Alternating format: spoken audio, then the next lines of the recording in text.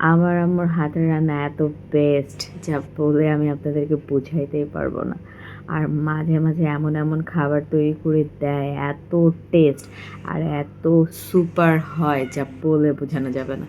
আমার আম্মু chicken fry বা অন্যান্য অনেক নাস্তা আমাদেরকে মাঝে মাঝে তৈরি করে দেয় যা অনেক বেশি বেস্ট।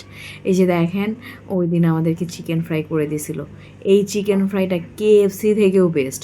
মানে আমার কাছে এত টেস্ট লাগছে, আর যতবারই করবে ততবারই বেস্ট হয়। মানে হয় না যে একবার ভালো হয়েছে একবার খারাপ হয়েছে, এরকম না। আর আম্মু যতবার আমাদেরকে চিকেন ফ্রাই করে খাওয়াইছে ততবারই বেস্ট। আম্মু সবসময় বলে বাইরে খাইতে যাবি না, কী খাইতে চাস আমাকে বল বা এনে দিবি, আমি তোদেরকে বানাই দিবি, দেখবি কী মজা হয়। সত্যি অনেক মজা হয়।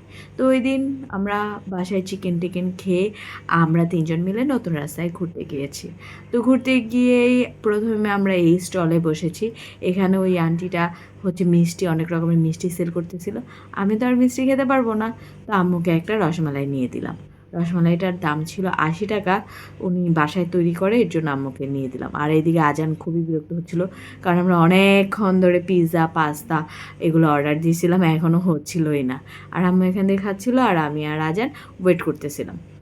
তারপরে কি এই যে পাস্তাটা দিছে, পাস্তাটা যে কী পরিমাণে মজা, কী পরিমাণে মজা আমি যদি আপনাদেরকে বুঝাইতে পারতাম। আহা, নাগা পাস্তা ছিল, এত টেস্ট। ওইটা খাওয়ার সাথে সাথেই আবার দিয়ে দিছে পিৎজা। পিৎজাটাও ওই দিন এত টেস্ট ছিল, মানে আমি বলে আর কি, মানে কী করবো, আমার এখন আবার খাইতে মন চাইতেছে। চিজ দেওয়া ছিল অনেকগুলো, আর খাইতেও একদম, আমি একদম ডাবল ডাবল করে সস নিয়ে খাইতেছিলাম। মানে আমার মনে হচ্ছিল আমার মুখের ভিতরে বম ব্লাস্ট হচ্ছে।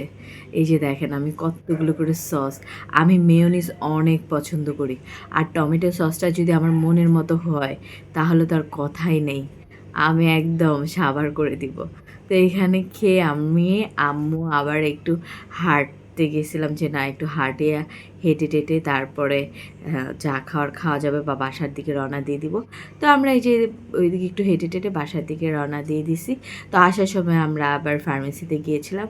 ফার্মেসিতে গিয়ে আমরা তিনজন আবার আইসক্রিম নিয়ে নিছি। এই যে দেখো 3টা আইসক্রিম নিয়ে নিছি, কোন আইসক্রিম নিছে আজান, আর আমরা দুজনে 2টা আইসক্রিম নিয়ে নিছি। তো আমি আইসক্রিম খাইছি অল্প, বেশি খাই নাই। তারপরে বাসায় এসে তার পরের দিন আমাকে বলছে কি, আম্মু আমাকে একটু সুজির হালুয়া বানায় দাও।